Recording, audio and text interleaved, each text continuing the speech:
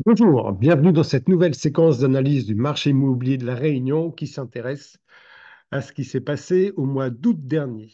Alors, eh bien, on commence par une vision globale sur notre site opsimo.fr, notre site institutionnel. Donc, vous voyez à gauche, il y a plein de petites flèches rouges.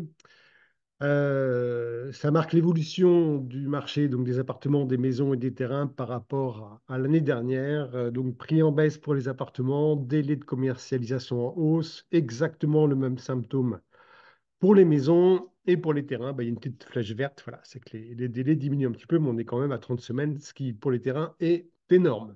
Voilà, donc une petite vision en préambule de cette analyse qui va évoquer des résultats plutôt mauvais pour ce mois d'août.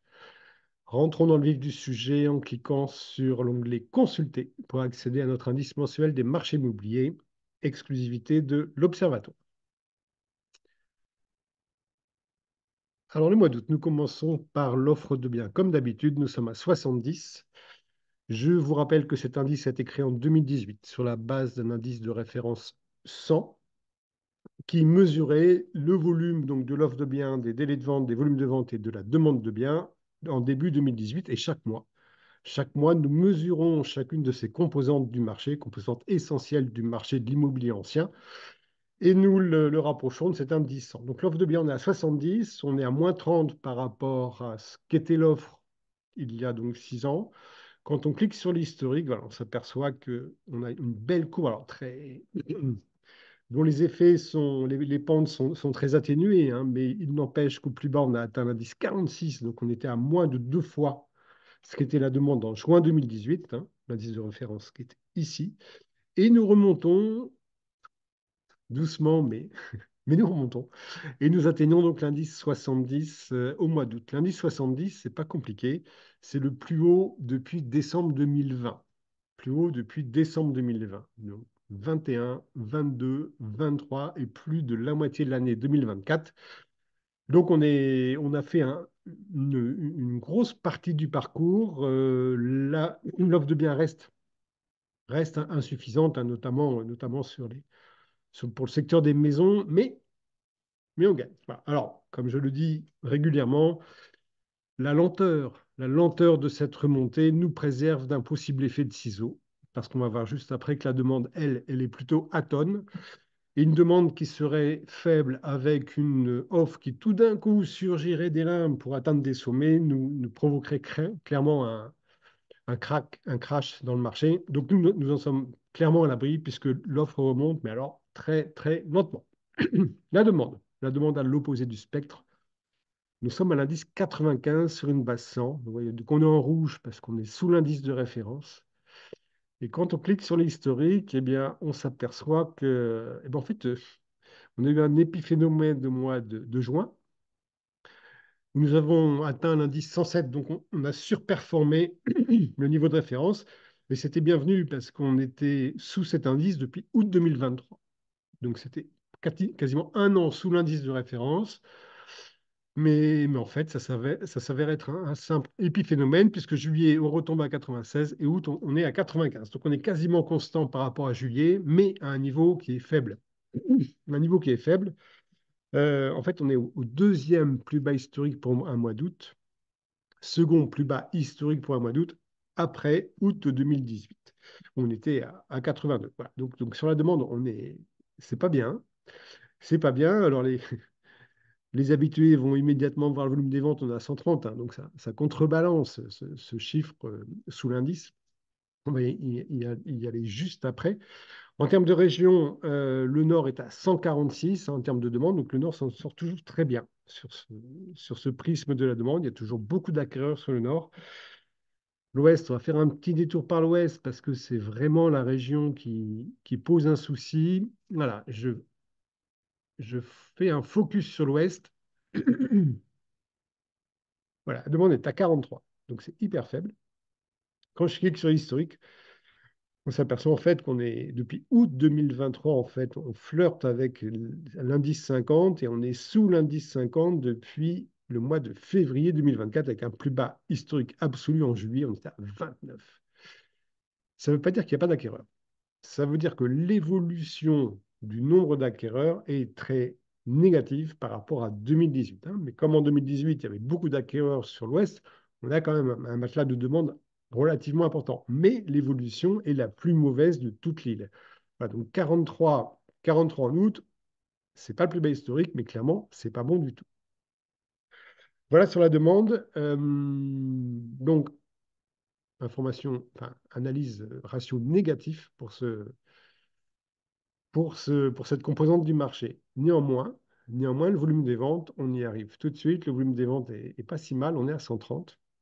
On est à 130. Donc, on est dans le vert. On est 30 points de plus que le niveau de référence. Et en cliquant sur l'historique, en fait, c'est quand même un petit peu ennuyeux parce que c'est le deuxième mois consécutif de baisse. Et en fait, on a eu un très, très bas historique en janvier 2024. On est à 96. On est monté, mais alors d'une façon dynamique et ininterrompue jusqu'au mois de juin, où on a atteint 149. Donc c'est excellent parce que dans le même temps, si vous vous souvenez, la demande était plutôt à tonnes. Et donc on en déduisait que la demande était quantitativement relativement faible, mais d'un excellent niveau qualitatif avec des acquéreurs matures qui vont sur le marché en connaissant le niveau des taux d'intérêt et en ne se faisant aucune illusion sur le devenir de ces taux à court terme, en connaissant le niveau des prix et en ne se faisant non plus aucune illusion sur une chute forte et à court terme des prix de l'immobilier à La Réunion. Donc, ces acquéreurs venaient sur le marché mature et transformaient, pour beaucoup, leur projet en acquisition définitive. Donc, c'était au mois de juin, 149. Mois de juillet, on perd 5 points et là, on en perd 14. Donc, c'est un peu ennuyeux. C'est un peu ennuyeux. Il faut noter en fait qu'il n'y a pas de saisonnalité marquée pour les mois d'août à La Réunion en termes d'immobilier ancien. Donc, on peut pas attribuer cette chute à un mois d'août qui serait classiquement médiocre. Non, non, c'est en fait une évolution du marché, pour le deuxième mois consécutif, et une évolution qui est pas bonne. L'évolution qui n'est pas bonne, on est au deuxième plus bas historique en fait pour le mois d'août. Deuxième plus bas historique. Le plus bas, c'était 123. C'est 123, c'était l'année dernière. Août 2023, le voilà, 123. Donc on n'était pas loin.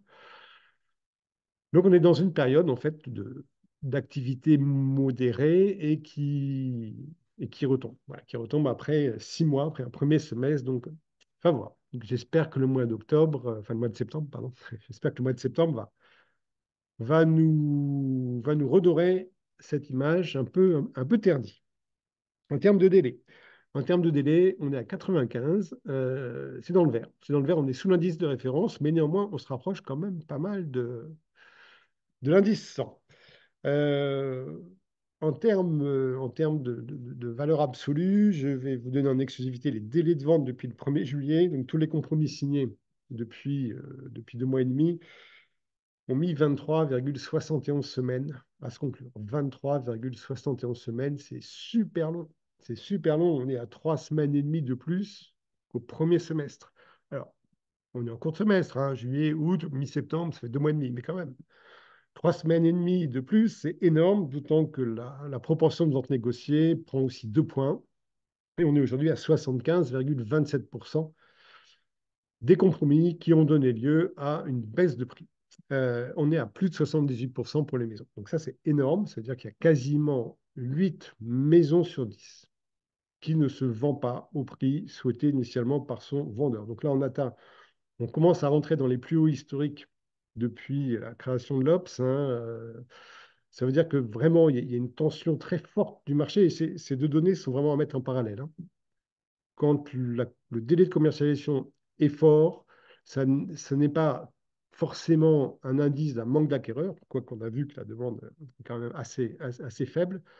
C'est surtout l'indice, quand on compare avec la proportion de ventes négociées, c'est le symptôme d'une fracture réelle entre les prétentions des vendeurs, prétentions financières des vendeurs, et les capacités et les volontés d'achat des acquéreurs. Là, il y a une fracture qui se crée. Résultat, eh bien, les vendeurs mettent énormément de temps à accepter le positionnement réel de leurs biens sur le marché. En l'occurrence, ils mettent quasiment 6 mois. Et au bout de ces 6 mois, en moyenne, Quand enfin ils sont arrivés au prix marché, eh bien nos acquéreurs, hein, qui sont moins nombreux, mais qui sont quand même là, du coup, déclenchent l'achat puisque le niveau des ventes reste correct. Enfin, 130, on est très correct. Mais par contre, on est sur une tendance qui est mauvaise, délai en augmentation, proportion de ventes négociées en augmentation, demande à la baisse, volume des ventes également à la baisse. Donc, il faudrait, pour que tout se passe bien, pour que tout se passe bien, donc bah, c'est aujourd'hui que la BCE doit revoir les taux. Les taux, on dit à la baisse. J'ai quand même un gros doute compte tenu de la situation financière de notre pays.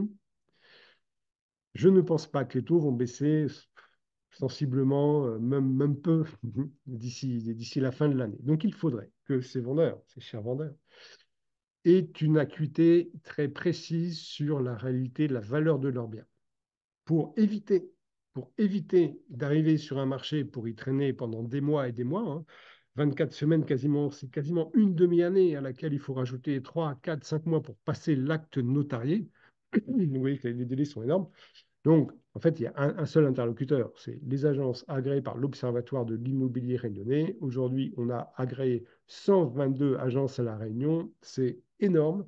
Ces agences sont formées. Notre dernière formation date de la mi-août. Ça fait moins d'un mois qu'on a formé tous les utilisateurs à nos outils.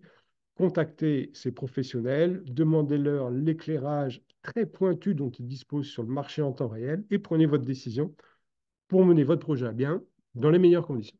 Voilà.